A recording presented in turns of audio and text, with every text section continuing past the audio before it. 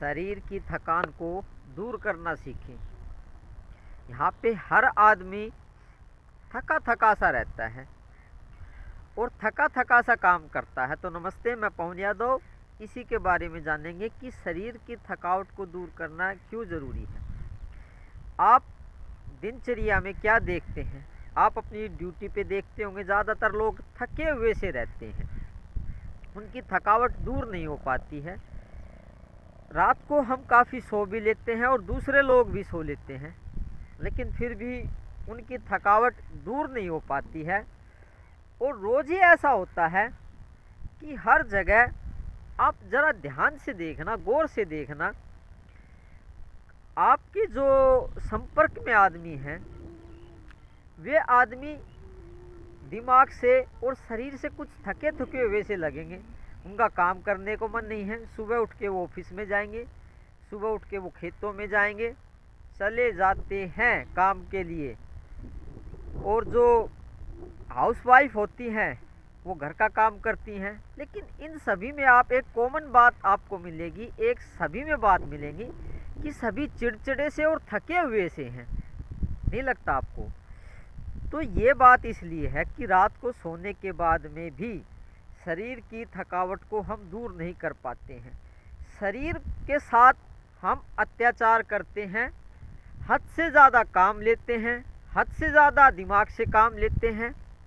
हद से ज़्यादा काम लेना ही शरीर की थकावट ना उतरने का कारण बनता है। पूरे दिन हद से ज़्यादा हम शरीर से काम करवाते हैं, दिमाग से काम करवाते हैं। वो चाहे घर का काम हो, समाज का काम हो, ड्यूटी का काम हो या बच्चे संभालने का काम हो, हम कुछ ज़्यादा ही दिमाग का और शरीर का प्रयोग करते हैं।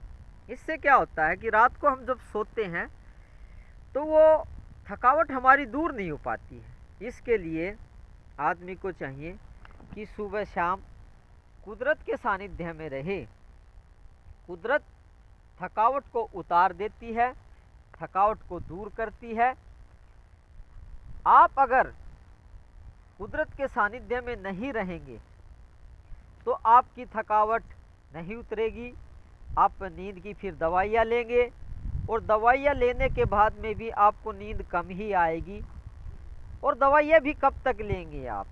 जब तक आप ये अपनी आदत नहीं बनाते हैं, जब तक आप अपनी ये आदत को चेंज नहीं करते हैं। पूरे दिन काम ही काम, चाहे सामाजिक काम है, चाहे ड्यूटी का काम है, चाहे आप व्यर्थ में इधर उधर बात करके अपना समय खराब करते हैं, ये सभी थकावट के कारण बनते हैं।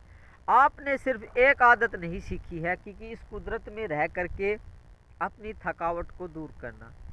जैसे ही आप कुदरत के सानिध्य में आते हैं, अकेले में आते हैं, कुदरती वातावरण में आते हैं, तो आपकी थकावट धीरे धीरे दूर होनी शुरू हो जाती है। और थकावट जब दूर होती है तो रात में थोड़ी नींद के बाद में भी हम अच्छा महसूस करते हैं, हल्का महसूस करते हैं, फ्रेश महसूस करते हैं, दिमाग की टेंशन कम होती है। तो कुदरत के सानिध्य में रहना बिल्कुल ही ज़रूरी है, वरना आपकी थकावट दूर नहीं हो पाएगी। आप चाहे कितनी ही दवाइयाँ ले लो, दवाइयाँ ठीक है कभी कभी तो ज़रूरी है, लेकिन दवाइयाँ थोड़े टाइम के लिए ही आराम दिखा पाएंगी। अगर आप आराम नहीं कर पाओगे, कुदरत के सानिध्य में नहीं बैठ पाओगे, तो दवाइयाँ भी कुछ दिन के लिए ही आराम रखेंगी। फिर दवाइयाँ भी काम करना बंद कर देती हैं शरीर के ऊपर। दवाइयाँ भी तभी से अच्छा काम करती हैं जब आप इस खुले वातावरण में, शुद्ध हवा में और इस कुदरत के सानिध्य में बैठते हैं। ये भी दवाई का ही काम करती है।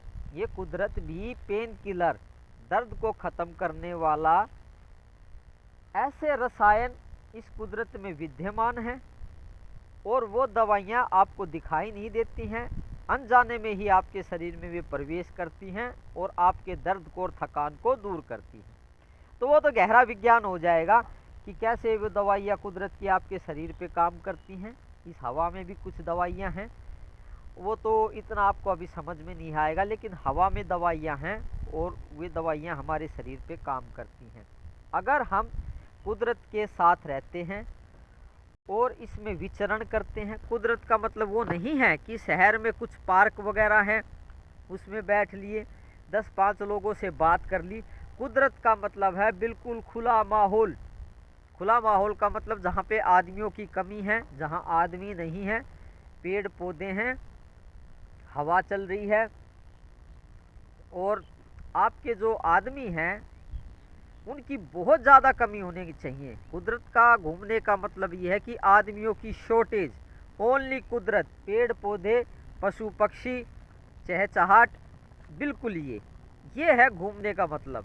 शहर में घूमने का मतलब नहीं है एक छोटे से पार्क में घूम लिए और घूमने के बाद में बोल दिया हम तो कुदरत में रह के आ गए। नहीं, वहाँ पे तो पोल्यूशन बहुत ज़्यादा होता है, वहाँ पे लोगों का भी पोल्यूशन बहुत ज़्यादा होता है, लोगों की आवाज़ भी बहुत ज़्यादा होती है शहर के पार्क में। तो वो कोई घूमना नहीं होता है। घूमने का मतलब आप जो मेरे चारों तरफ खेत दिखाई दे रहे हैं आपको, यहाँ पे लोग हैं ही नहीं, कोई भी लोग नहीं है, सिर्फ पेड़ पौधे, खुले खेत, पंछी, उनकी चहचहाट, ये होता है खुला वातावरण। ना कि शहर में ऐसा वातावरण आपको नहीं मिल पाएगा। तो मैंने आपको समझा दिया है कि थकावट को दूर करना है तो खुले में रहना सीखें, और इससे बहुत सी बीमारियां आपकी ठीक होंगी। तो धन्यवाद ये जानने के लिए कि थकावट को कैसे दूर किया जाए बिना दवाइयों के, और जो आप दवाइयाँ ले रही हैं वो भी कैसे अच्छा काम करती हैं। तो कल फिर किसी अच्छे विषय पर बात करेंगे जिससे शरीर निरोग रह सके और आपको ब्रह्म की और परमात्मा की प्राप्ति हो सके। तो आप ब्रह्म हैं, परमात्मा हैं, पूर्ण ब्रह्म हैं। मैं आपको प्रणाम करता हूँ। आपकी याददाश्त चली गई है, आपको ये बात पता नहीं है कि हम परमात्मा हैं, ब्रह्म हैं, पूर्ण ब्रह्म हैं। आ जाएगी, कोई बात नहीं। Thank you very much. कल किसी और दूसरे अच्छे विषय पर बात करेंगे।